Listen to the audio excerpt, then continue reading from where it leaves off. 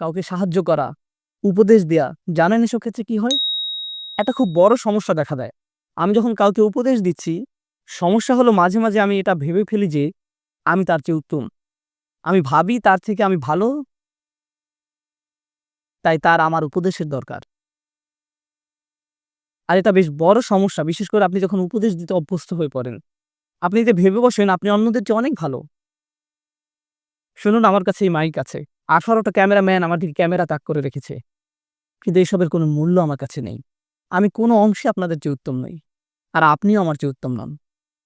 শুধু আল্লাহই বলতে পারেন কে কার চেয়ে উত্তম। শুধুমাত্র আল্লাহ জানেন।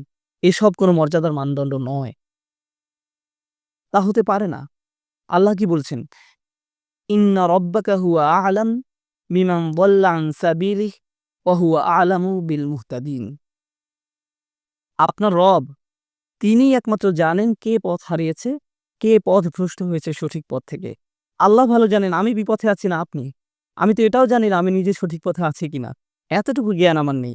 আপনাকে পথ নির্দেশনা দেওয়ার আগে আমার বুঝতে হবে আল্লাহই একমাত্র জানেন আমার মর্যাদা কতটুকু।